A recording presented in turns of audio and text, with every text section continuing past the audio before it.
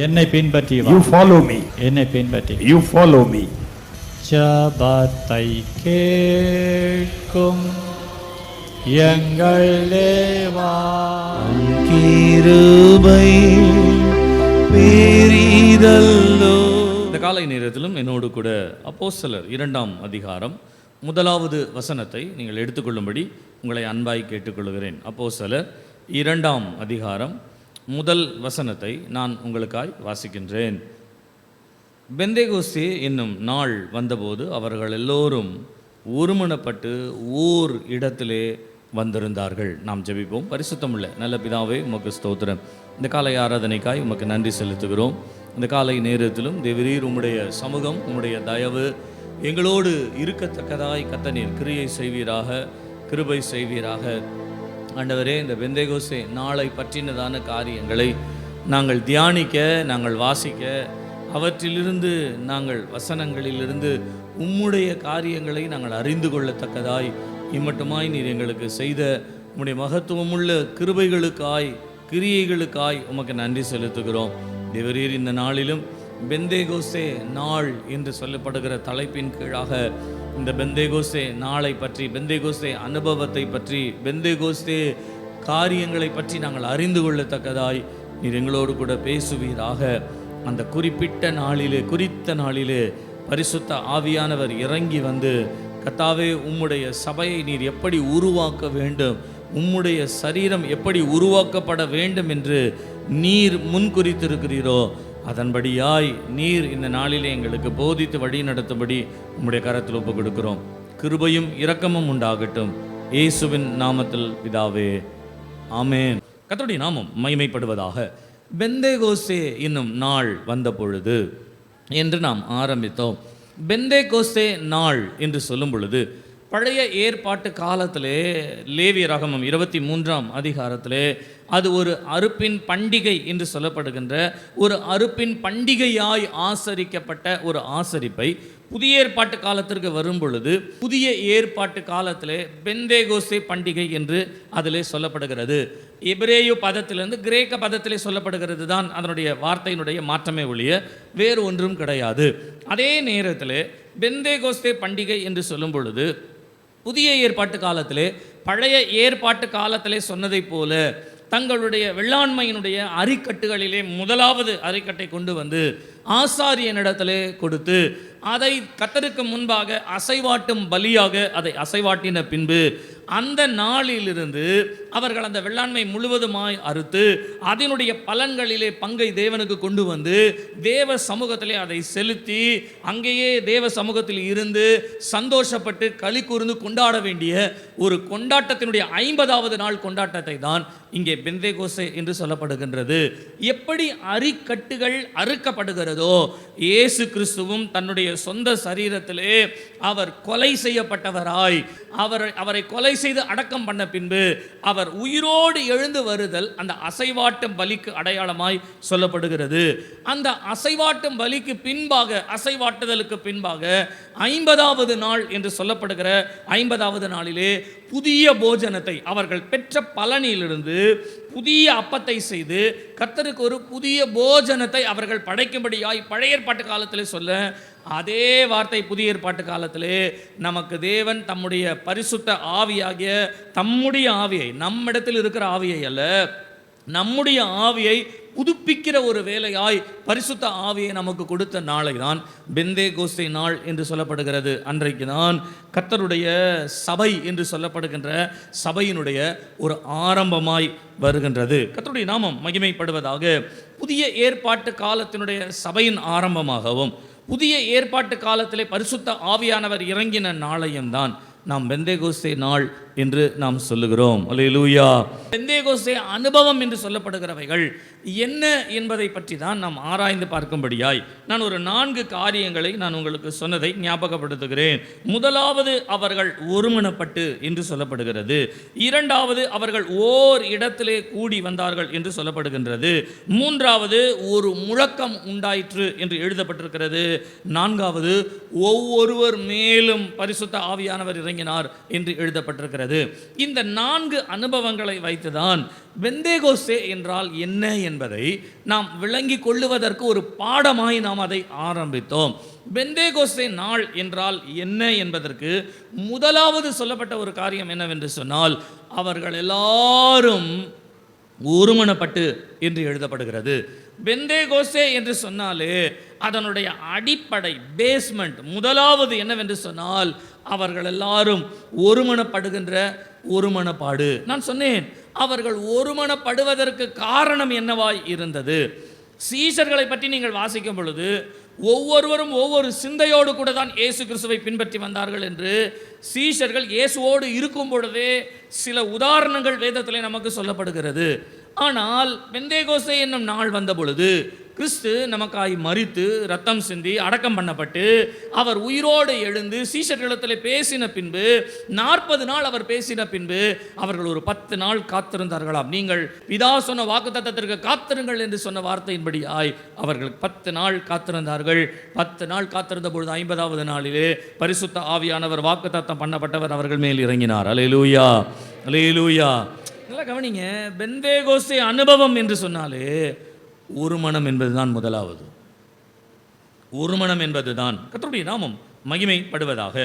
நீங்கள் 1 கொரிந்தியர் 1 அதிகாரம் 10வது வசனத்தை வாசிப்பீர்களானால், சகோதரரே, நீங்கள் எல்லோரும் ஒரே காரியத்தை பேசவும் பிரிவினைகள் இல்லாமல் ஏக மனதுடன் ஏக சிந்தையுடன் என்று எழுதப்படுகிறது. அப்படியானால் பவுல் கொரிந்தியருக்கு சொல்லுகிறார், நீங்கள் வரங்களை பெற்றவர்களாய் இருக்கிறீர்கள், நீங்கள் வல்லமைகளை அறிந்தவர்களாய் இருக்கிறீர்கள், நீங்கள் உலகம் எங்கிலும் இருக்கின்ற எல்லா ஜனத்திற்கும் நீங்கள் முன்மாதிரிகளாய் இருக்கிறீர்கள் என்பதிலே எந்த விதமான சந்தேகமும் இல்லை.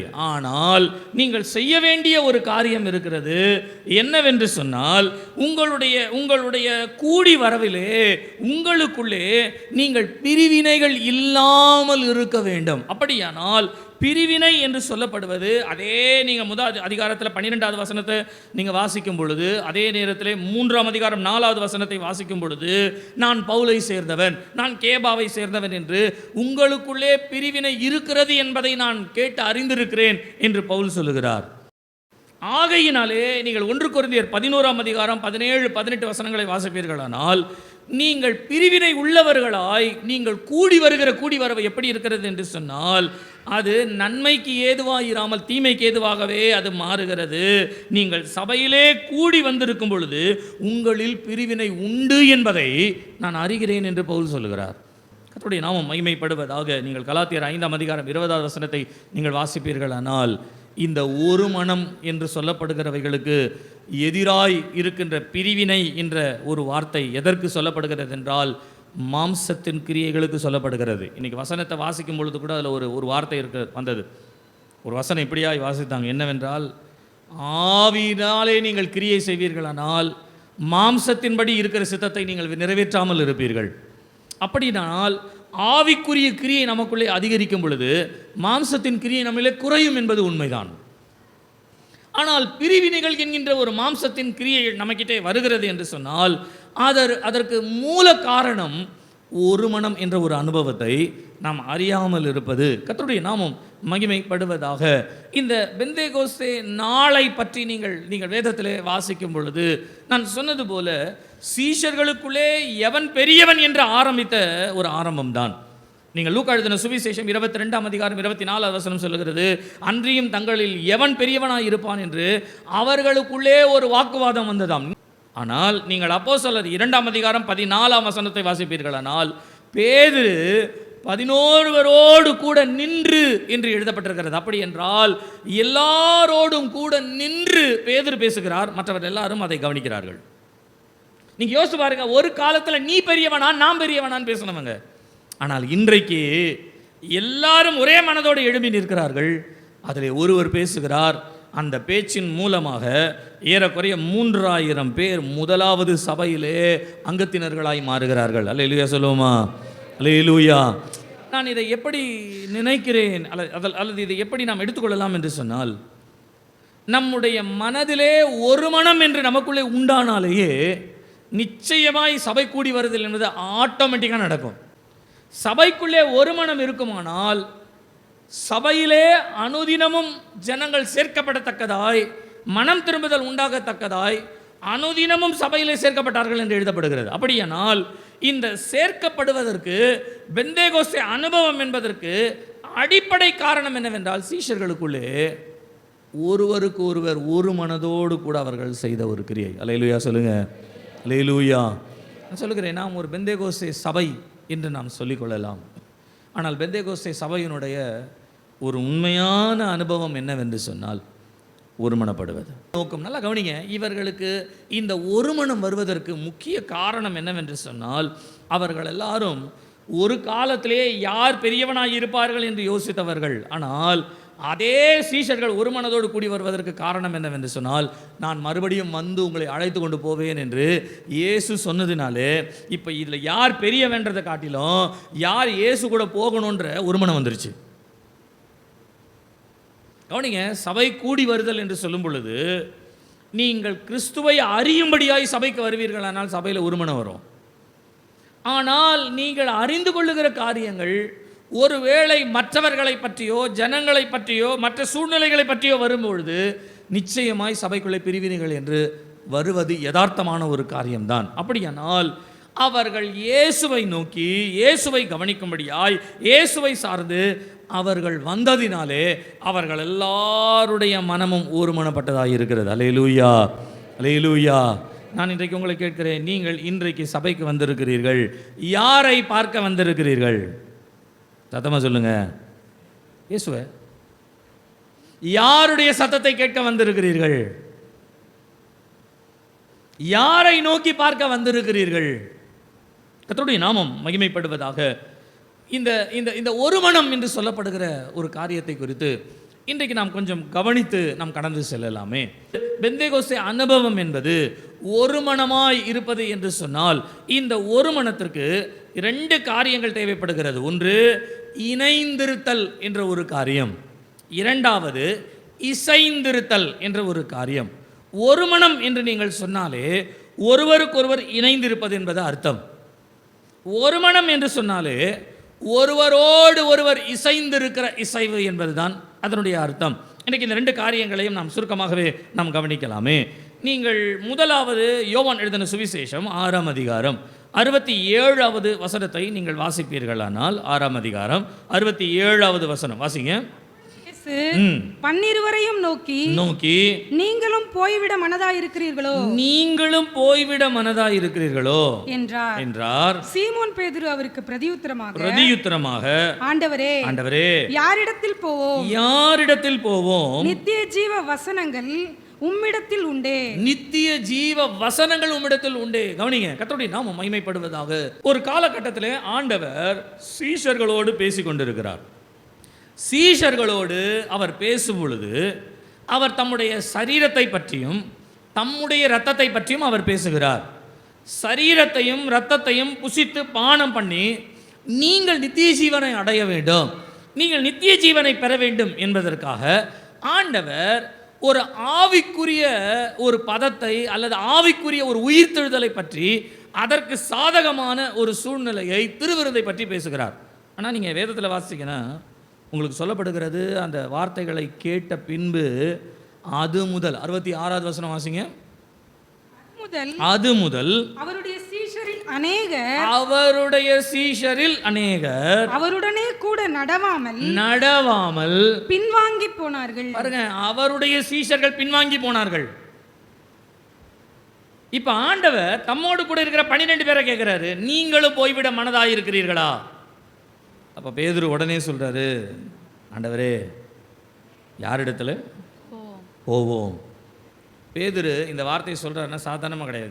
நீங்களே நான் நினச்சிட்டு இருக்க மாதிரி அவர் ஒரு மீன் பிடிச்சிட்டு இருந்தவர், தொழிலெலாம் ரொம்ப கஷ்டமாக சம்பாதிக்க ரொம்ப முடியாத சூழ்நிலை வந்துருச்சு. ஆகையினால் என்ன பண்ணுறதுன்னு தெரியலன்னும் போது, மகனே நீ என்னை பின் சென்று வா, மீன் கிடைக்கவில்லை அவனுக்கு, நான் உன்னை மனுஷரை பிடிக்கிறவராய் மாற்றுவேன் அப்படின்னு ஆண்டவர் சொல்லலை. நல்ல வியாபாரம் பண்ணிட்டு இருந்தவர், நல்ல தொழில் ரகசியம் தெரிந்தவர். சரித்திரம் சொல்லுகிறது, அந்த நாட்களிலே ஏரோது ராஜா என்று சொல்லப்படுகிற ராஜாக்கள் எப்படி வீடு அரண்மனைகளை கட்டுகிறார்களோ அப்படிப்பட்ட ஒரு நல்ல வீட்டை கட்டி குடும்பத்தோடு கூடியிருந்த ஒரு மனுஷன்தான் பேதுரு. வசதி உள்ளவர். இயேசு அழைத்தார், எல்லாவற்றையும் விட்டு அவரை பின் சென்று வந்தார். இப்போ ஆண்டவர் சொல்கிறாரு, நீங்களும் போய்விட மனதாக இருக்கிறீர்களா அப்படின்னு கேட்கும் பொழுது, ஒருவேளை நம்முடைய மனதில், என்னுடைய மனதில் அப்படின்னு சொன்னால், நான் எங்கே போவேன், நான் எங்கே போய் நிற்பேன், இங்கே போயிடுவோமோ, இங்கே நம்ம அண்ணன் ஆவடியில் இருக்கார், ஆவடியில் போயிடுவோமோ, அல்லது நம்ம சகோதரி இங்கே இருக்கா, இங்கே போயிடுவோமோ, அல்லது நமக்கு தெரிஞ்ச சிலர் இருக்கிறாங்க, பேசாமல் அங்கே போயிடுவோமோ, அப்படிலாம் பேதுரு யோசிக்கலை. ஒரே வார்த்தையாய் சொன்னார், ஆண்டவரே எல்லாவற்றையும் விட்டு உங்க பின்னால் வந்துட்டோம், இப்போ நாங்கள் போனோன்னா யார் இடத்துல போகிறது? அப்போது இயேசுவோடு இணைக்கப்பட்ட அந்த அசோசியேஷன் எப்படி இருக்கு பாருங்களேன். அவரை பின்பற்றி வந்தாச்சு, இனிமேல் போகிறதுக்கு எங்களுக்கு வழி கிடையாது, நீ தான் வழி அப்படின்ற மாதிரி தங்களுக்கு சூழ்நிலை இருந்தாலும், வசதிகள் இருந்தாலும், வாய்ப்புகள் கிடைத்தாலும் அவர்கள் உடனே சொன்ன ஒரு பதில் என்னவென்று சொன்னால், வேர் ஷால் வி கோ, நாங்கள் எங்கே போவோம், யாரிடத்திலே நாங்கள் போவோம்? நீங்கள் யோசித்து பாருங்க, ஒரு காலங்களிலே இயேசுவை பின்பற்றி வந்தவர்கள் எல்லாம், சீஷர்கள் என்று சொல்லப்பட்டவர்கள் எல்லாம் இந்த இயேசுவை விட்டு விட்டு அவர்கள் போய்விட்டார்களாம். ஆனால் வேதம் சொல்லுகிறது, பேதுரு சொன்ன ஒரு வார்த்தை, நாங்கள் எங்கே போவோம்? கர்த்தருடைய நாமம் மகிமைப்படுவதாக. எனக்கு அருமையான கர்த்தருடைய பிள்ளைகளே, நம்முடைய வாழ்க்கையிலும் சொல்லுகிறேனே, நம்முடைய ஜீவியத்திலும் சொல்லுகிறேன், நாம் இயேசுவோடு வாழ வேண்டும் என்று ஒரு தீர்மானம் எடுத்து, இயேசுவின் பின்னால் நான் செல்வேன் என்ற பாட்டை பாடி, இயேசுவின் பின்னே போக துணிந்தேன் என்ற ஒரு துணிந்தேன் என்ற வார்த்தையை பாடிவிட்டு சில காலங்கள் இயேசுவை பின்பற்றி ஓடுகிறோம். சில காலங்கள் நன்மை நடந்து அந்த நன்மை நமக்கு கண்களுக்கு தெரிகிற வரையிலும் ஆண்டவரை நோக்கி ஓடுகிறோம். ஆனால் சில காலங்கள் மாறி வந்த உடனே வேதத்தில் எழுதப்பட்டிருக்கிறபடியே அநேகர் இன்றைக்கு தேவனுடைய சபையையோ, தேவனையோ, அவருடைய சத்தியத்தையோ, அவருடைய வார்த்தையையோ பின்பற்ற முடியவில்லை. ஏன் என்று சொன்னால், தங்களுக்கு ஒரு காரியம் தேவை என்று வரும்பொழுது தேவனை சார்ந்து கொள்ளுகிறார்கள். ஆனால் தங்களுக்கு ஒரு காரியம் ஆக வேண்டும் என்று தங்களுக்கென்ற ஒரு காரியம் வரும் பொழுது அவர்கள் ஆண்டவரை விட்டு தங்களுடைய காரியத்தை பார்க்கும்படியாக தான் ஓடுகிறார்கள். இயேசு சொன்ன ஒரு சத்தியத்திற்குரிய ஒரு வார்த்தை தான், ஆனால் அதை எடுத்துக்கொள்ள முடியாமல், அதை பொறுத்து கொள்ள முடியாமல், அதை அங்கீகரிக்க முடியாமல். நான் சென்னையில் இருக்கும் பொழுது ஒரு பாஸ்டர் ஒருத்தர் இருந்தார். அவர்கிட்ட ராக்காலங்களிலாம் உட்காந்து நாங்கள் பேசியிருக்கிறோம். ராத்திரிலாம் உட்காந்து வசனங்களையும் மற்ற காரியங்களையும் அவரோடு கூட பேசியிருக்கோம். அப்போ அவர் பேசும்பொழுது ஒரு வார்த்தை சொல்வார், தம்பி, வேதத்தில் கிறிஸ்தவர்கள், அபிஷேகம் பெற்றவர்கள் காலில் நடக்கக்கூடாது, கையில் தான் இனிமேல் நடக்கணும் அப்படின்னு எழுதி இருந்ததுன்னு வச்சுக்கோங்களேன். நீங்களும் நானே என்ன நினைப்பேன், என்ன இப்படி எழுதியிருக்குது, என்ன இப்படி போட்டிருக்கு பைபிளில், காலில் தானே நடக்கணும் அப்படின்னு யார் ஒருவர் சிந்திக்காமல், கேள்வி கேட்காமல், எழுதி இருக்கிறபடி ஏன் நடக்க வேண்டும் என்று பைத்தியக்காரத்தனமாய் இருந்தாலும், உலகம் அதை பைத்தியமாய் பார்த்தாலும் பரவாயில்லை என்று வேதத்தில் எழுதப்பட்டிருக்கிறது. இயேசு சொன்னார், நான் அப்படிதான் நடப்பேன் என்று யார் நடக்கிறார்களோ அவர்கள் தான் உண்மையாக கிறிஸ்துவை பின்பற்றுகிறவர்கள். அல்லேலூயா, அல்லேலூயா. ஏசப்பா நமக்கு என்ன சொன்னாங்களோ அதை அப்படியே பின்பற்றுறது தான் உண்மையான பின்பற்றுதல். அவரோடு இணைந்து போகுதல். இணைந்து போகுதல் என்று சொன்னால் காரியத்திற்காக இணைந்து கொள்வதும், நம்முடைய காரியங்கள் தனிப்பட்டு வரும் பொழுது நம்முடைய காரியங்களுக்காக பிரிந்து போகிறதும் இணைப்பு கிடையாது. வேதத்தில் எழுதப்பட்டிருக்கிறது, ஒரு காட்டு ஒலிவ மரத்தினுடைய ஒரு கிளையை நீங்கள் நல்ல ஒலிவ மரத்தினுடைய கிளையோடு இணைக்கும் பொழுது, நல்ல ஒலிவ மரத்தினுடைய கிளையிலே உள்ள வேர்களில் இருந்து அதற்கு தேவையான சத்துக்களை கொடுக்கப்பட்டு காட்டொலிவ மரம் வளரும் பொழுது எப்படி வரும்னா, நல்ல ஒலிவ மரத்திற்கு உண்டான சாராம்சத்தோடு வளருமாம். நீங்களும் நானும் எங்கே இணைக்கப்பட்டிருக்கிறோமோ அந்த இணைக்கப்பட்ட இணைப்பிற்கேற்ற மாதிரி வளர வேண்டும். ஆனால் இன்றைக்கு வளருவது என்று சொல்லப்படுவது சில நேரங்களிலே சில மாற்றங்கள், சில சூழ்நிலைகள் என்று சொல்லி கிறிஸ்துவோடு கூட ஓட வேண்டிய ஓட்டத்திலிருந்து நாம் மாறுதலாய் ஓடுகிற ஓட்டங்களாய் இந்த காலங்களிலே காணப்படுகிறது. எனக்கு அருமையான கர்த்தருடைய பிள்ளைகளே, நம்முடைய வாழ்க்கையிலே சொல்லுகிறேன், நாம் எல்லாவற்றிலும் அவரோடு இணைந்து, அப்போஸ்தலனாகிய பவுல் ரோமருக்கு எழுதின நிருபம் 8ஆம் அதிகாரம் 36 முதல் 39 வரையுள்ள வசனத்திலே பவுல் தெளிவாய் ஆரம்பிக்கிறார். கிறிஸ்துவினுடைய அன்பை விட்டு நம்மை பிரிப்பவன் யார்? நான் அவரோடு இணைந்து விட்டேன். ஒருவேளை அது பசியோ, பட்டினியோ, பஞ்சமோ, நோயோ, வியாதியோ, எந்த காரியங்களாக இருந்தாலும் 17 விதமான காரியங்களை அப்போஸ்தலனாகிய பவுல் சொல்லுகிறாருங்க. இந்த 17 விதமான காரியங்களை எது நேரிட்டாலும் சரி, எதுவும் என்னை கிறிஸ்து விட்டு பிரிக்க முடியாது. அல்லேலூயா, அல்லேலூயா. கண்மையான கர்த்தருடைய பிள்ளைகளை, நம்முடைய வாழ்க்கையிலும் சொல்லுகிறேன், நம்முடைய ஜீவியத்திலும் சொல்லுகிறேன், ஆண்டவரை விட்டு பிரிக்கிற எந்த காரியத்திற்கும் நம்ம செவி கொடுக்கவும் கூடாது, இணங்கி போகவும் கூடாது. தேவ சமூகத்தை விட்டு பேதுரு சொல்றார், எங்கே போவோம், எங்கே போவோம், ஞாயிற்றுக்கிழமை ஆராதி எங்கே போவோம், ஞாயிற்றுக்கிழமை தேவனை ஆராதிக்கிறேன் எங்கே போவோம். ஆனால் இன்றைக்கு தேவ சமூகத்திற்கு என்னால் வர முடியவில்லை என்று சொன்னால் நான் சொல்லுகிறேன், நீங்கள் எந்த சாபத்தை விட்டு வந்தீர்களோ அது உங்களை கவ்விக்கொள்ளுவதற்காக வகை தேடி கொண்டிருக்கிறது. இந்த காலை நேரத்தில் கர்த்தர் நம்மோடு கூட பேசுவாராக. நாம் அவரோடு இணைக்கப்பட்டபடியினாலே அவரை விட்டு நம்மை ஒன்றும் பிரிக்கலாகாது. அல்லேலூயா, அல்லேலூயா. ஆண்டவர் யோவான் எழுதின சுவிசேஷம் 10ஆம் அதிகாரம் 27, 28 வசனங்களை இப்படியாய் சொல்லுகிறார்.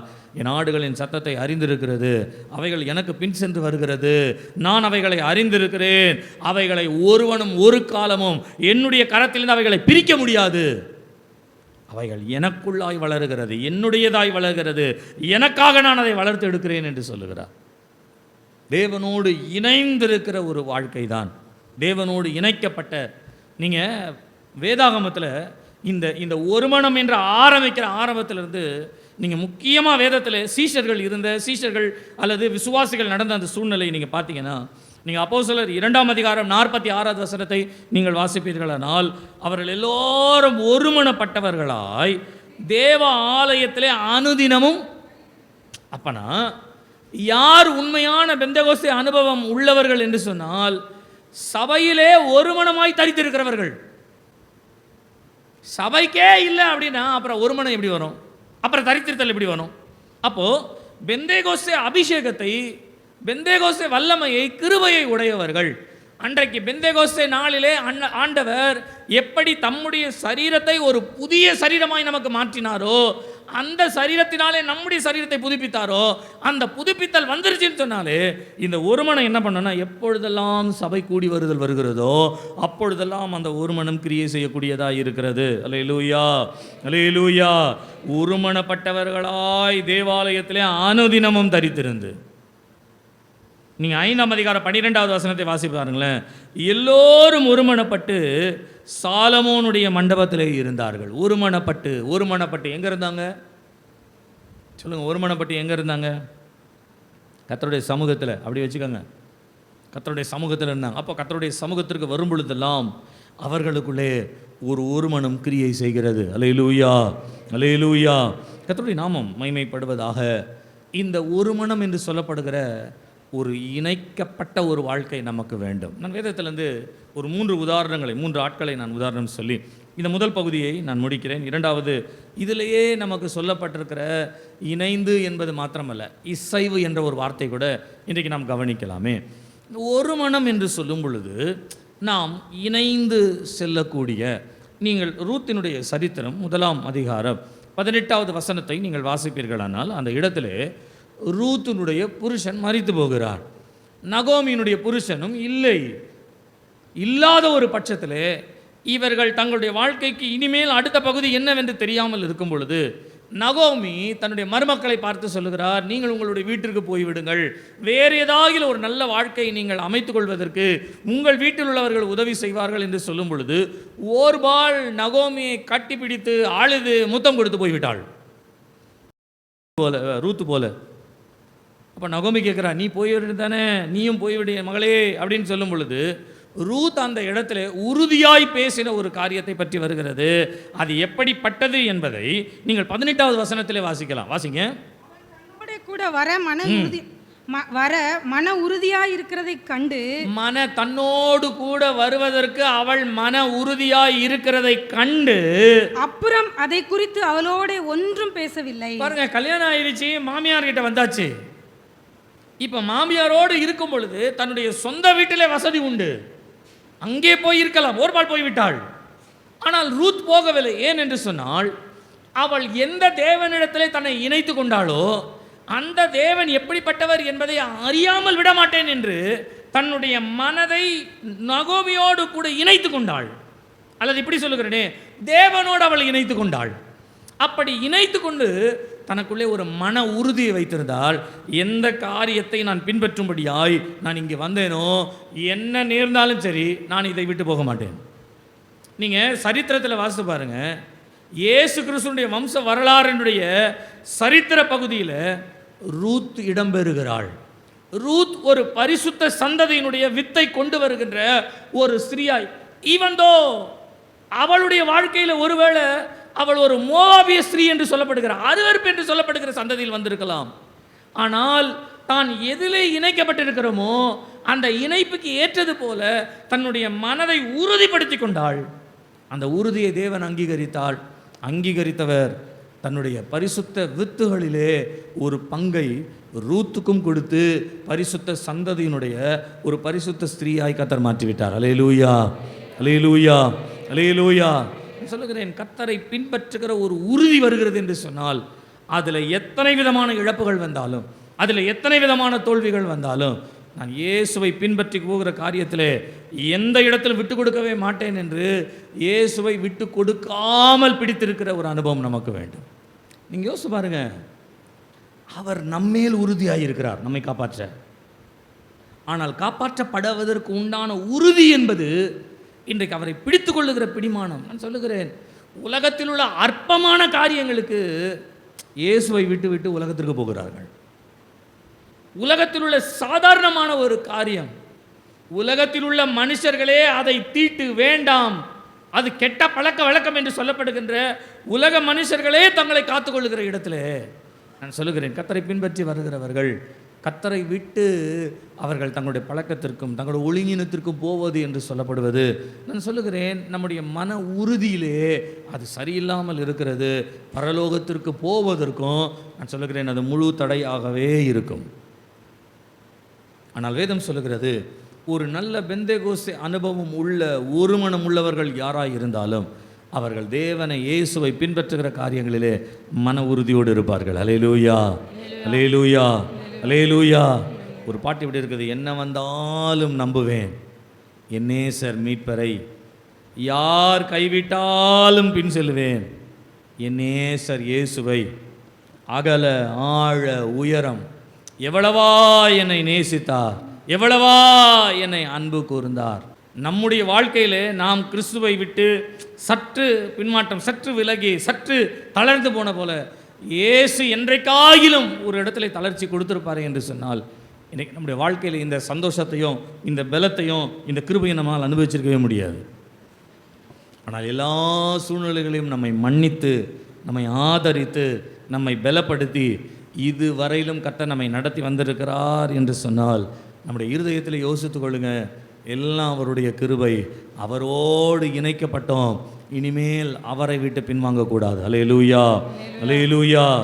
ரூத் மன உறுதியாய் இருந்தாலாம். நீங்கள் 2 ராஜாக்கள் 2ஆம் அதிகாரத்தை வாசிப்பீர்களானால், எலிசாவை பற்றி அந்த பகுதியில் எழுதப்பட்டிருக்கிறது.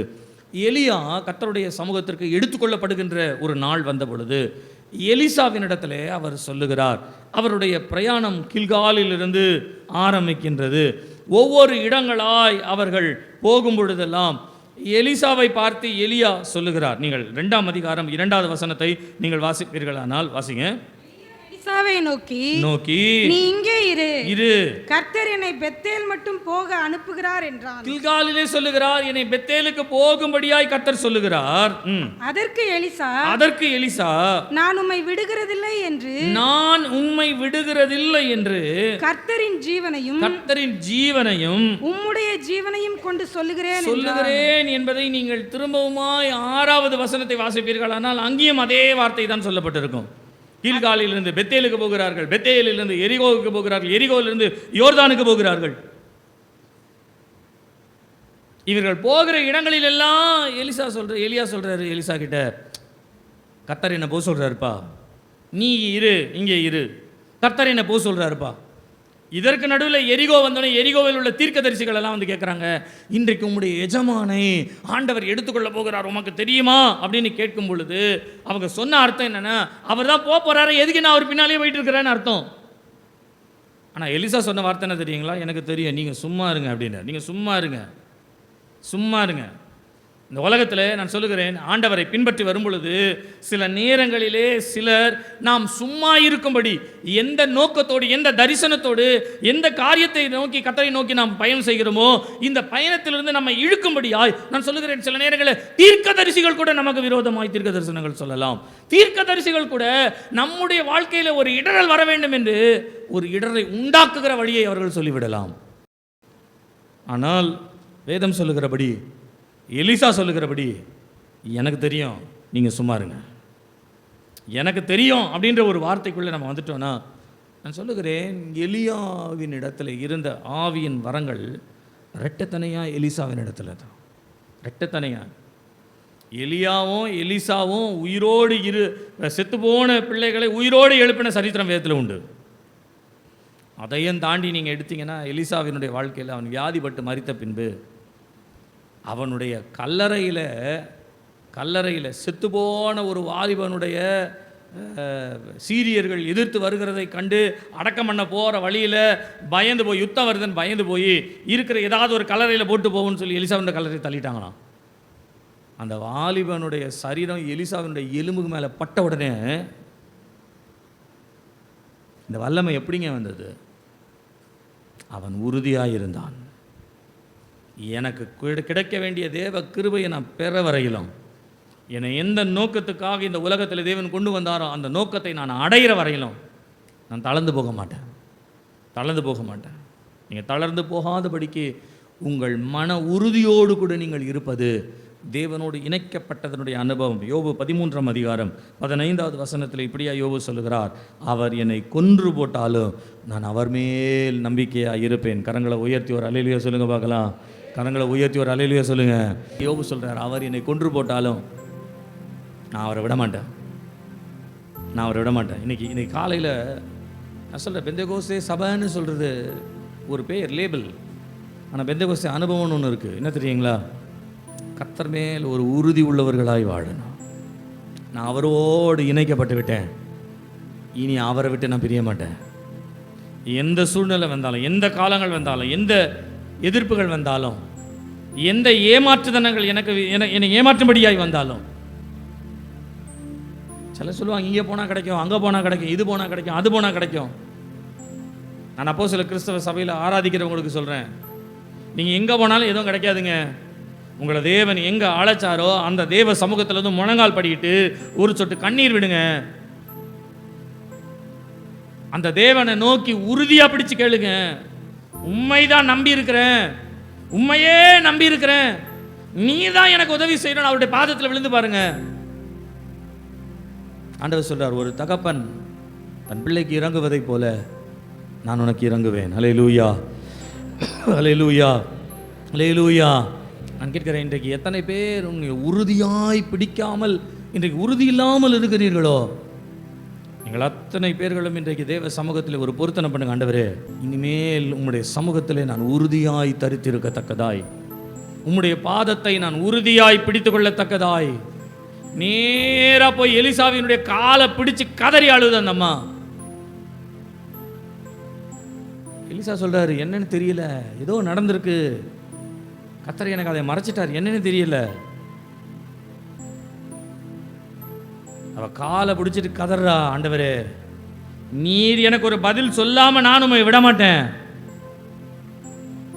எது செத்து போச்சோ, எது முடிஞ்சு போச்சோ, எதுக்கு வழி இல்லாமல் இருக்குதோ, செத்து போன, முடிந்து போன, வழி இல்லாத ஒன்றை என் தேவன் எலிசாவின் மூலமாய் அன்றைக்கு செய்ய முடியுமானால் இன்றைக்கு நான் சொல்லுகிறேன், உங்களுக்கும் என் தேவனால் செய்ய முடியும். ஆமேன் சொல்லுங்க, சத்தமா ஆமேன் சொல்லுங்க. வலது கரத்தை உயர்த்தி கண்ணை மூடி கர்த்தருடைய சமூகத்தில் சொல்லுங்க, இன்றைக்கு ஆண்டவரே உம்மால் எதையும் செய்ய முடியும். எந்த காரியம் எனக்கு விரோதமாய் எழும்பினாலும், எந்த காரியம் எனக்கு விரோதமாய் வந்தாலும், எது எனக்கு நடக்கவே நடக்காது என்று யார் சொன்னாலும், நான் உண்மை நம்பி வந்திருக்கிறேன், நான் உண்மையே நம்பி வந்திருக்கிறேன் ஆண்டவரே, நான் உண்மையே சார்ந்து வந்திருக்கிறேன் ஆண்டவரே. ஓ என்ன வந்தாலும் நம்புவேன் என் நேசர் மீட்பரை,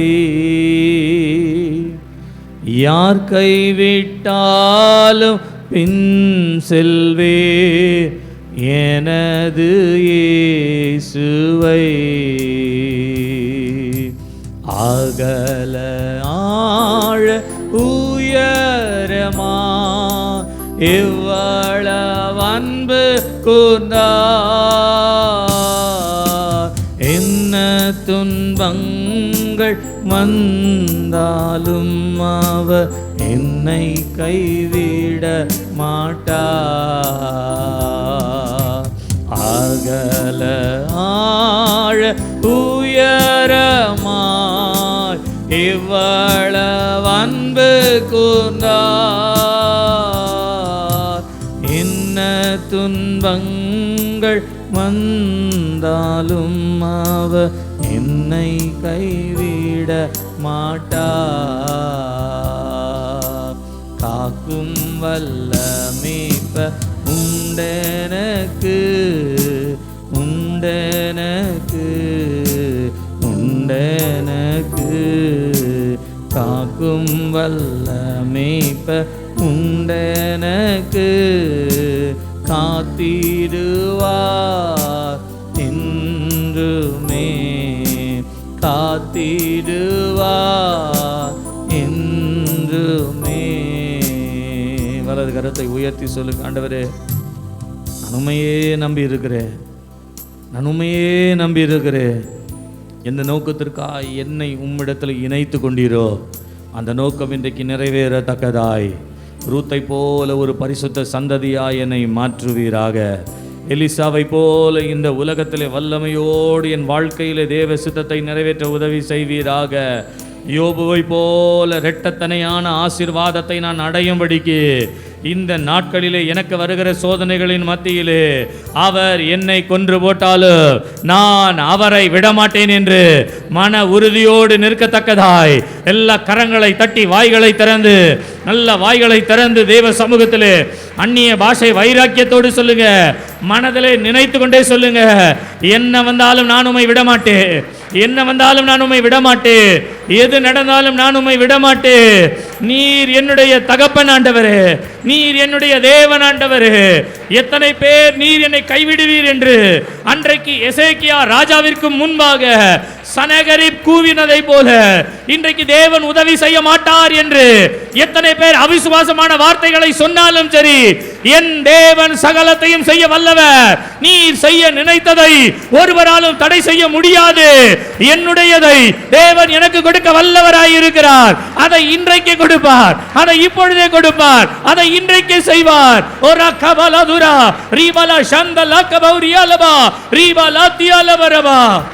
உங்களை சேர்க்க வேண்டிய கிருபையிலே கர்த்தர் கொண்டு போய் சேர்ப்பார். நடத்த வேண்டிய பாதையிலே கர்த்தர் நம்மை நடத்துவார். இல்லாதவைகளை இருக்கிறவைகளாய் மாற்றுவார். நீ பெற முடியாததை கர்த்தர் உனக்கு கொடுப்பார். நீ அடைய முடியாத ஒன்றை கர்த்தர் உனக்கு நியமித்திருக்கிறார். கர்த்தர் அதை அடைய பண்ண வல்லவராய் இருக்கிறார். கர்த்தர் அதை கொடுக்க வல்லவராய் இருக்கிறார். கரங்களை தட்டி கர்த்தரை ஸ்தோத்திரிப்போம். எல்லாரும் கரங்களை தட்டி கர்த்தரை ஸ்தோத்திரிப்போம். கிருபை கிருபை கிருபை கிருபை கிருபை கிருபை கிருபை கிருபை என்று நம்முடைய கிருபையே நாங்கள் பிடித்துக் கொள்ளுகிறோம். நம்முடைய கிருபையே நாங்கள் சார்ந்து கொள்ளுகிறோம். ஆண்டவரே, நம்முடைய கிருபைக்குள்ளாய் எங்களை நடத்தும். இயேசுவின் நாமத்தில் பிதாவே, ஆமென் ஆமென் ஆமென். ஒரு மனம் என்று சொல்லப்படுவது இணைந்திருத்தல். மன உறுதியோடு நாம் எதில் இணைக்கப்பட்டிருக்கிறோமோ அந்த உறுதியோடு இணைக்கப்பட்டதிலே மன உறுதியாய் தரித்திருப்பது. இரண்டாவதாக நான் உங்களுக்கு சொன்னேன், இசைவு, இணைந்திருத்தல், அசோசியேஷன், இசைந்திருத்தல், அப்ராப்ரியேஷன். கர்த்தருடைய நாமம் மகிமைப்படுவதாக. நீங்கள் இணைந்திருப்பது மாத்திரமல்ல, நீங்கள் இசைந்திருத்தல் என்று சொல்லப்படுகிறது. நான் உங்களுக்கு புரியும்படியாய் சொல்ல வேண்டும் என்றால், நீங்கள் ஒரு சபையிலே இணைந்திருக்கிறீர்கள், சபையிலே இணைக்கப்பட்டிருக்கிறீர்கள். இந்த இணைக்கப்பட்ட இணைப்பு சரியான ஒரு ஒருமனமாய் காணப்பட வேண்டும் என்று சொன்னால், ஒரு பெந்தேகோஸ்தே அனுபவத்தினுடைய மேன்மையை அடைய வேண்டும் என்று சொன்னால், நீங்கள் இணைந்திருத்தல் மாத்திரமல்ல, இதனோடு சபையோடு இசைந்திருக்கிற ஒரு இசைவு நமக்கு வேண்டும். நீங்கள் எபேசியருக்கு எழுதின நிருபம் 2ஆம் அதிகாரம் 21வது வசனத்தை நீங்கள் வாசிப்பீர்கள் என்று சொன்னால், நீங்கள் எப்படி இசைந்திருக்கிறவர்களாய் இருக்கிறீர்கள், எதிலே இசைந்து நீங்கள் இணைக்கப்பட்டிருக்கிறீர்கள் என்பதை அப்போஸ்தலனாகிய பவுல் எபேசிய சபைக்கு அவர் சொல்கிறார். வாசிங்க. மாளிகை முழுவதும் இசைவாய் இணைக்கப்பட்டு, அவர் மேல் மாளிகை முழுவதும் இசைவாய் இசைக்கப்பட்டு கர்த்தருக்குள் பரிசுத்த ஆலயமாக எழும்புகிறது. நீங்கள் கர்த்தருடைய ஆலயமாக, கர்த்தருடைய சபையாக, கர்த்தருடைய சரீரமாக நீங்கள் எழும்புவதற்கு தேவன் இயேசு கிறிஸ்து மூலமாய் ஒரு காரியத்தை செய்கிறார். என்னவென்றால், அவருடைய சரீரத்திலே உங்களை இணைத்து உங்களை அதற்கேற்ற இசை உள்ளவர்களாய் மாற்றுகிறார். நீங்கள் இன்னொரு வசனத்தை கூட 4ஆம் அதிகாரம் 16வது வசனத்திலே வாசிப்பீர்களானால், அவராலே சரீரம் முழுவதுமாய் அதற்கு உதவியாய் இருக்கிற சகல கணுக்களினாலும் இசைவாய் கூட்டி இணைக்கப்பட்டு. அப்படி என்றால், ஒரு சரீரத்திலே நீங்கள் இணைக்கப்படும் பொழுது இந்த சரீரத்திலே எந்தெந்த கணுக்கள், எந்தெந்த நரம்புகள், எந்தெந்த எலும்புகள், எந்தெந்த செயல்கள் இருக்கிறதோ அவைகள் எல்லாவற்றிலும் சரியாய் செயல்படுவதற்கு தேவன் அதை அதற்கு ஏற்றது போல இசைவாய் உருவாக்குகிறாராம். இப்படி இசைவாய் உருவாக்கும் பொழுது அதில் சொல்லப்படுகிறது, ஒவ்வொரு அவயவமும் தன் தன் அளவுக்கு தக்கதாய் கிரியை செய்கிறபடியே அது அன்பினாலே தனக்கு பக்தி விருத்தி உண்டாக்குகிறதற்கு ஏதுவாக சரீர வளர்ச்சியை உண்டாக்குகிறது. அப்படியானால் உங்கள் சரீரத்திற்குள்ளே தேவன் அவருடைய சரீரத்திற்குள்ளே உங்களை இணைத்தும் பொழுது இந்த இணைப்பு அந்த சரீரத்திற்கு ஏற்ற இசைவோடு கொண்டு வருகிறது. அப்படி இசைவோடு கொண்டு வரும் பொழுது பக்தி விருத்தி உண்டாகுவதற்கு ஏதுவாய் சரீர வளர்ச்சி அடைகிறதா. அப்படின்னா நாம் தேவ சரீரத்தில் இணைக்கப்பட்டது மாத்திரமல்ல, இசைவு அதனோடு இசைந்து போகிறவர்களாய், இசைந்து போகிறவர். நீங்கள் இசைந்துன்னு சொல்லும் பொழுது மனசில் என்ன என்ன என்ன அப்படின்னு தோன்ற மாதிரியே இருக்குது.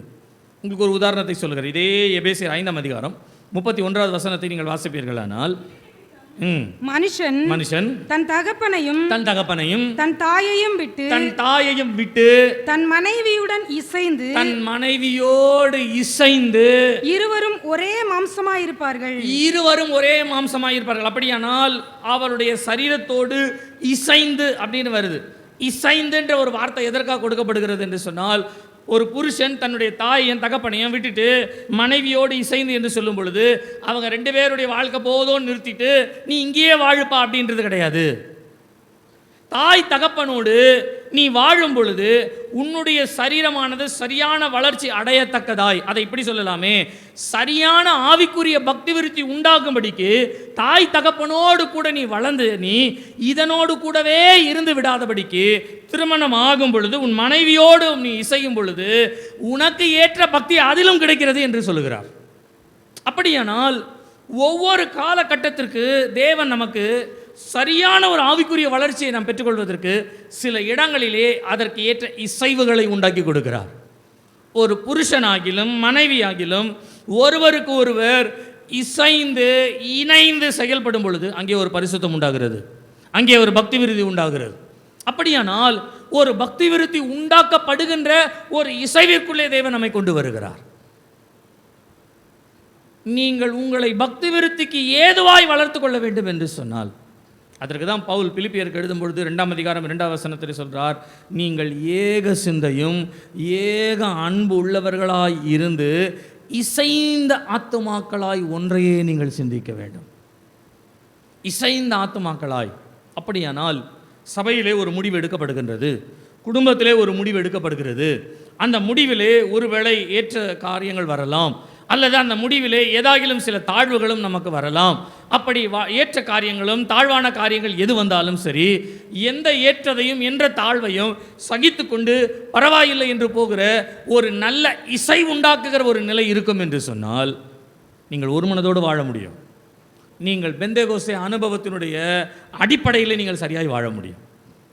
நல்லது வரும்பொழுது மாத்திரம் சந்தோஷப்படுறது, தீய காரியம் வரும் பொழுது உடனே அதில் அப்படியே கழுகுறது. நம்ம சில நேரங்கள் குடும்பத்தில் எடுத்து பாருங்களேன், சில நேரங்களில் நல்லது நடக்கும்போது எல்லாம் சந்தோஷமாக இருக்கும். ஆனால் ஏதாவது கெட்டது நடத்தினா யாராவது ஒருத்தர் தான் அழுவாங்க, மற்றவங்களாம் ஒதுக்கிடுவாங்க. இது நம்முடைய வாழ்க்கையில் பக்தி விருத்தியை உண்டாக்காது. பக்தி விருத்தி ஆண்டவர் நல்லதெல்லாம் செய்யும் பொழுது அவரோட சேர்ந்துக்கலாம். ஒருவேளை ஏதோ ஒரு சோதனையை தேவன் அனுமதிக்கிறான்னு சொன்னால் அப்படியே அவர் விட்டு பேக் அடிக்கிறது, திரும்ப நல்லது வந்தோன்னு சேர்ந்துக்கிறது, திரும்ப ஏதாவது சூழ்நிலைனா பேக் அடிக்கிறது. வேதம் சொல்லுகிறது, நீங்கள் அவரோடு கூட இசைந்து இசைந்து. இயேசு கிறிஸ்து 5 அப்பம் 2 மீன் 5000 புருஷர்கள் இருக்கின்ற ஒரு இடத்திலே ஆண்டவர் பரிமாற சொல்லுகிறார். புருஷர்கள் மாத்திரம் 5000னா நீங்கள் அதை 4 மடங்காக கணக்கு போட்டுக்கோங்க. அந்த இடத்துல நீங்களும் நானும் சீஷராக இருக்கிறோம் அப்படின்னு வைத்துக்கொள்ளுங்க. இப்போ நம்முடைய கரத்திலே பேதுருவோ அந்திரேயாவோ யோவானோ ஒரு கூடையை கொண்டு வந்து கொடுக்குறார். நீங்கள் அந்த சைடில் இருக்கிற அந்த சைடில் பாருங்கள், பெண்கள் எல்லாம் பாருங்கள் ஒரு ஓரமாக நிற்கிறாங்க, பரிதாபமாக இருக்குது, நீங்கள் அவர்களுக்கு கொண்டு போய் கொடுங்க அப்படின்னு சொல்லும் பொழுது அந்த கூடையை எடுத்துகிட்டு போய் சந்தோஷமாக நம்ம கொடுப்போம். அதை கொடுக்கும்பொழுது என்ன ஒரு ராயல்ட்டி இருக்கும் தெரியுங்களா நமக்கு? இப்போ அதே இயேசு கிறிஸ்து சிலுவையை சுமந்து கொண்டு போகிறார். சிலுவையை சுமந்து கொண்டு போகும் பொழுது ரோம போர் சேவகர்கள் அவரை வாரினால் அடிக்கிறார்கள். ரத்தம் சிந்த சிந்த கொட்ட கொட்ட அவர் போறாரு. வழியில நின்று பரிதாபமா ஏதோ ஒரு ஓட்டையில் அடி பார்க்குற மாதிரி மெதுவாக குனிச்சு நம்ம அவரை பார்க்குறோம். அவர் மெதுவாக நம்ம பார்த்து சொல்றாரு, கொஞ்சம் தூக்க முடியல, உதவி செய்யறியான்னு கேட்டார்னா நம்ம என்ன பண்ணியிருப்போம்? இன்னைக்கு ஆண்டவருடைய வல்லமை, கிருபை, அற்புதம் எல்லாத்தையும் சுமக்கிறதுக்கு நம்ம ரெடி. ஆனால் ஒரு சிலுவையை சுமக்கணும்னு சொல்லும் பொழுது அந்த இடத்துல நம்ம கொஞ்சம் இசைவுன்னு வரமாட்டேன், விலகி போகிறதுக்கு தான் வருது, இசைவு வரமாட்டேன். இந்த காலை நேரத்தில் கர்த்தர் நம்மோடு கூட பேசுவாராக.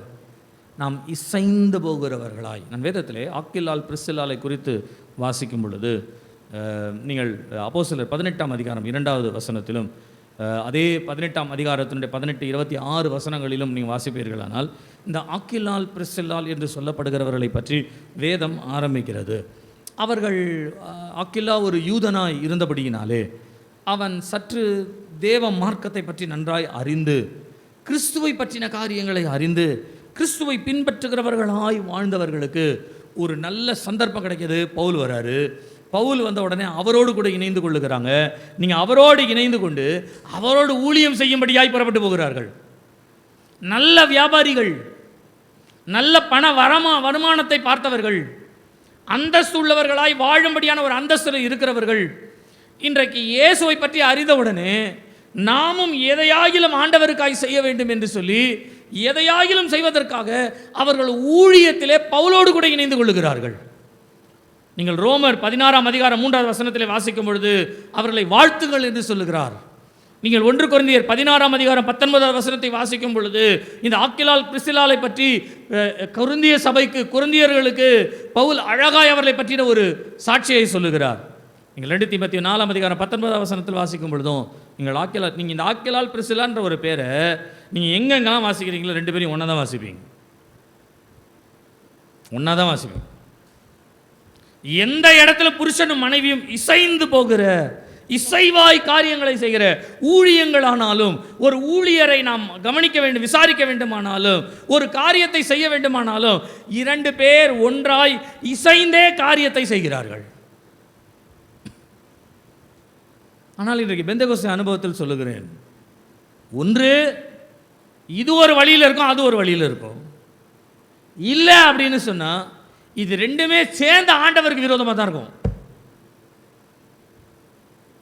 நீங்கள் ஆக்கில்லால் பிரிஸ்சில்லாலை குறித்து வேதத்தில் வாசிக்கிறதை போல 5ஆம் அதிகாரத்தில் 4ஆம் அதிகாரத்தில் இன்னொரு தம்பதி குறித்து வாசிக்கலாம், அனனியா சப்பீரால். இவங்க 2 பேருமே இசைந்து போகிறாங்க. எதுக்கு 2 பேரும் ஒன்றா இசைறாங்க தெரியுங்களா? ஆண்டவரை ஏமாத்துறதுக்கு. பேதுரு கேட்குறார், பரிசுத்த ஆவியினிடத்தில் பொய் சொல்ல உங்களை சாத்தானுக்கு நீங்கள் இடம் கொடுத்தது என்ன அப்படின்னு கேட்குறார். 2 பேருமே இன்றைக்கி தேவ சமூகத்தில் ஆண்டவருடைய காரியங்களை செய்வதற்கு ஒரு இசைவு வேணும். நான் அதற்கு ஒரு உதாரணத்திற்கு நான் சொல்லுகிறேனே, மனைவி ஒருவேளை இசைவு இல்லாமல் இருப்பாளோ, அல்லது புருஷன் ஒருவேளை இசைவு இல்லாது இருப்பாரோ, யார் ஒருவர் இசைவு இல்லாமல் இருக்கிறார்களோ அவர்களை இசைவாக்குகின்ற ஒரு வேலையை, ஊழியத்தை செய்வதற்காக தான் தேவன் முதலாவது வேதத்தை நமக்கு கொடுத்திருக்கிறார். நான் சொல்லுகிறேன், உங்களுடைய சொந்த புருஷனையும் சொந்த மனைவியும் சொந்த பிள்ளைகளையும் உங்களால் ஆதாயப்படுத்த முடியல அப்படின்னு சொல்லும் பொழுது ஏதோ ஒரு இடத்துல நம்முடைய கிறிஸ்தவ வாழ்க்கையில் சற்று சில தடுமாற்றங்கள், சற்று சில குறைவுகள் இருக்கிறது. இதை நாம் சரிப்படுத்த வேண்டும் என்று ஆண்டவரே எந்த இடத்துல இது சரி பண்ண வேண்டியது இருக்குதுன்னு சொல்லி கொஞ்சம் ஆண்டவரோட நீங்கள் இசைந்து வாங்களேன்.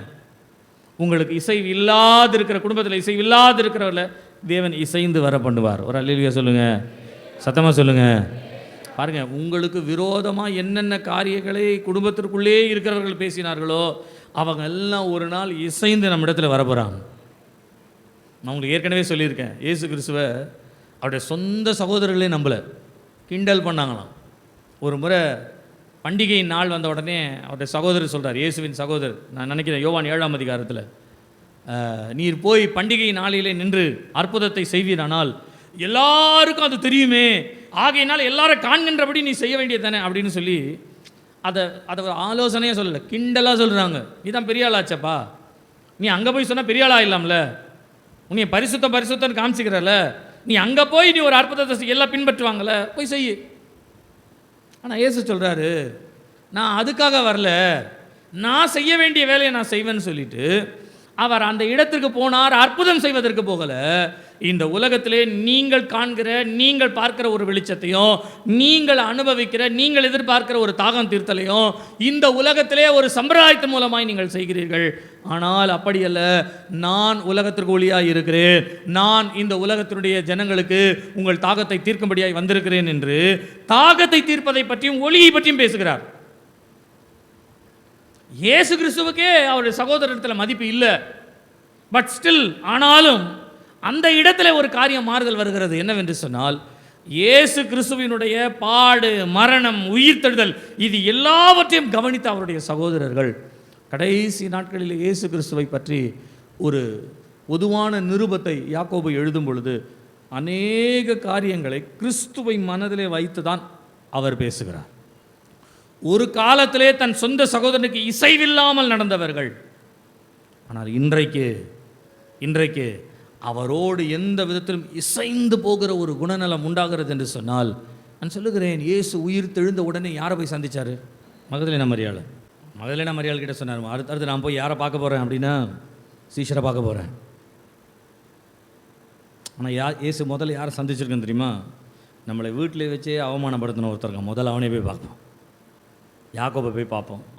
இவர் உயிர் தெழுந்த உடனே பாருங்க, முதலாவது தன்னுடைய சீஷர்களுக்கு காணப்படும்படியாக தான் முயற்சி செய்கிறாரே ஒழிய, அவர் யாக்கோபையும் யோசேப்பையும் போய் பார்த்துட்டு, நீங்கள் எல்லாம் என்னை கேவலமாக பேசுனீங்களே, பாரு நான் உயிரோடு எழுந்துட்டேன், இனிமேல் அது ஒழுங்காக இருந்துக்கோ அப்படின்னு சொல்கிறதுக்காக போல, அவர்கள் இயேசுவோடு கூட எந்த அளவுக்கு இணைந்து வர வேண்டும் என்று இயேசு விரும்பினாரோ அந்த அளவிற்கு தான் உயிரோடு இருக்கும் பொழுதே சுபாவத்தின் மூலமாக அதை வெளிப்படுத்திட்டார்.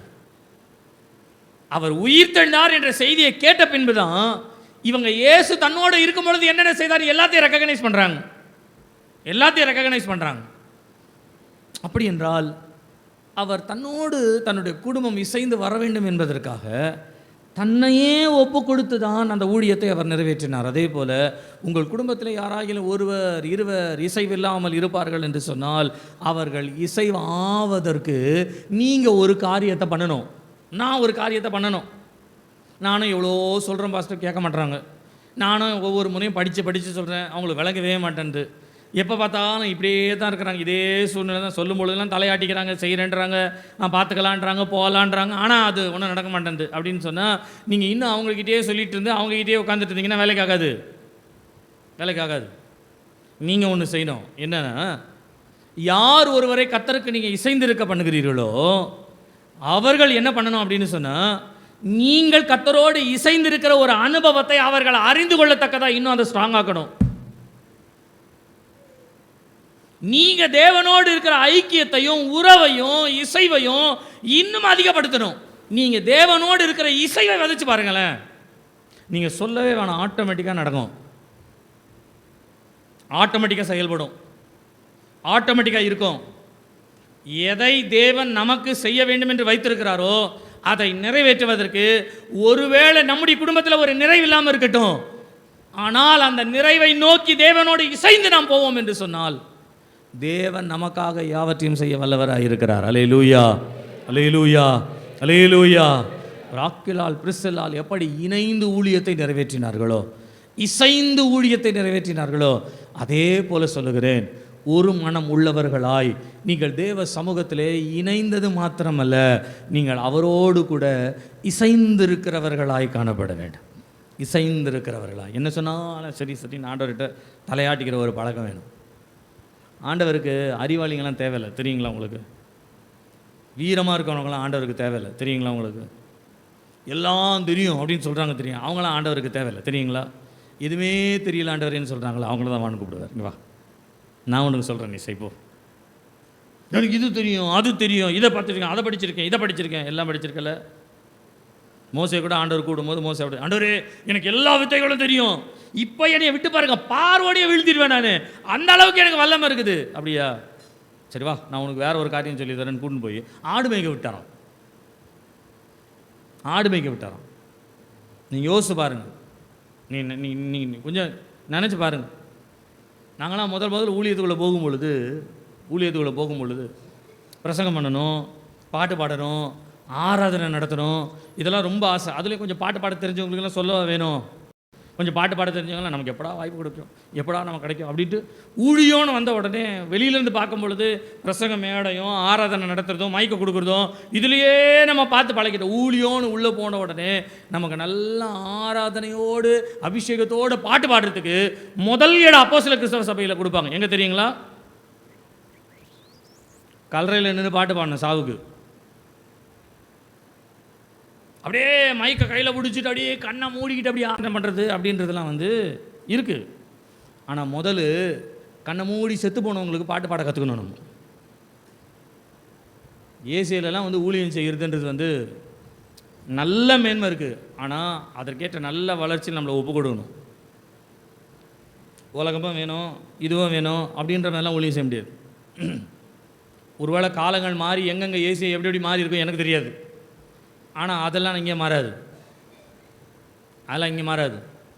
இங்கே ஊழியம் செய்யணும், கர்த்தருக்கு முன்பாக இருக்கணும்னா அதுக்குன்னு ஒரு ஒழுங்கு இருக்குது. அப்படி தான் வரணும். நாம் பழக்க வைக்கப்பட வேண்டும், இசை உள்ளவர்களாய் மாற வேண்டும். என்ன சொன்னாலும் அதை ஏற்றுக்கொள்ளுகிற ஒரு மனப்பான்மை, எந்த காரியத்தை சொன்னாலும் அதை முயற்சி செய்கிற ஒரு முயன்றாகில் ஓடுகிற ஒரு ஓட்டம் என்பது நமக்கு வேண்டும். கொஞ்சம் இசைஞ்சு பாருங்களேன், ஆண்டவர் உங்களை அழகாக உருவாக்கிறார். கொஞ்சம் இணைஞ்சிக்கோங்க, கொஞ்சம் இசைஞ்சிக்கோங்க. நீங்கள் ஆண்டவரோட மாத்திரம் இணைஞ்சி இசைஞ்சிட்டிங்கன்னா தம்முடைய ஒரு மனம் உள்ள ஒரு சந்ததிக்குள்ளே கர்த்தர் உங்களை கொண்டு வருவார். நான் சொல்லுகிறேன், பெந்தேகோஸ்தே அனுபவம் என்று சொல்லப்படுவது தேவனை நமக்குள்ளிருந்து வெளிப்படுத்துகிற ஒரு உன்னத ஒரு அனுபவம். அந்த அனுபவத்திற்குண்டான ஒரு மனதை கர்த்தர் நமக்கு தருவார். அல்லேலூயா, அல்லேலூயா, அல்லேலூயா. நான் வேகமாக இன்றைக்கு நான் முடிக்கிறேன். இன்றைக்கி ஒரு ஜெபத்தோடு நம்ம முடிக்க போகிறோம். என்ன தெரியுங்களா? ஆண்டவரோடு கூட இருக்கிற ஒரு மனம் நமக்கு வேணும். அதே நேரத்தில் நம்முடைய குடும்பத்தில் இன்றைக்கு சிரஞ்சு கிடக்கிற அந்த ஒரு மனம், ஏன் இப்படி பண்ணுறாங்க, ஏன் இப்படி இருக்கிறாங்க, ஏன் இந்த மாதிரியான சூழ்நிலை வருது, ஏன் அப்படின்ற ஒரு கேள்விக்கெல்லாம் இன்றைக்கு ஒரே ஒரு பதில் இருக்குது. நீங்கள் கர்த்தரோடு இணைஞ்சிக்கங்க. அந்த இசைவு மற்ற எல்லாவற்றையும் இசைந்திருக்க பண்ணுகிற ஒரு வழியை நமக்கு உண்டாக்கும். அல்லேலூயா, அல்லேலூயா. நம்ம எல்லோரும் எழுந்து நிற்போமா? எல்லோரும் எழுந்து நின்று கண்களை மூடி கொஞ்ச நேரம் கர்த்தரை நம்ம ஆராதிக்க போகிறோம். என் ஆத்துமாவே கர்த்தரை ஸ்தோத்திரி, என் முழு உள்ளமே அவருடைய பரிசுத்த நாமத்தை ஸ்தோத்திரி. என் ஆத்துமாவே கர்த்தரை ஸ்தோத்திரி. கர்த்தர் செய்த சகல உபகாரங்களையும் மறவாதே. அவர் என் அக்கிரமங்களை எல்லாம் மன்னித்து என் நோய்களை எல்லாம் குணமாக்கி என் பிராணனை அழிவுக்கு விலக்கி மீட்டு என் கிருபையினாலும் இரக்கத்தினாலும் முடிசூட்டி நன்மையினால் என் வாயை திருப்தியாக்குகிறார். கழுகுக்கு சமானமாய் என் வயதை திரும்ப வாழ வயதை போல் ஆக்குகிறார். ஒடுக்கப்படுகிற யாவருக்கும் கர்த்தர் நீதியும் நியாயத்தையும் செய்கிறார். ஆமென், ஆமென். நம்முடைய கர்த்தராகிய இயேசு கிறிஸ்துவினுடைய கிருபையும் பிதாவாகிய தேவனுடைய அன்பும் பரிசுத்த ஆவியானுடைய ஐக்கியமும் சிநேகமும் நம் அனைவரோடும் சகல பரிசுத்தவான்களோடு கூட கர்த்தருடைய வருகை மட்டும் இருப்பதாக. ஆமென், ஆமென். அல்லேலூயா, அல்லேலூயா, அல்லேலூயா. Praise the Lord. கர்த்தருக்கு ஸ்தோத்திரம். கர்த்தர் உங்களை எல்லாரையும் ஆசீர்வதிப்பாராக, உங்களோடு கூட இருப்பாராக. ஆமென், ஆமென், ஆமென், ஆமென், ஆமென். என்னை பின்பற்றி வா. You follow me. என்னை பின்பற்றி. You follow me. ஜெபத்தை கேட்கும் எங்கள் தேவா.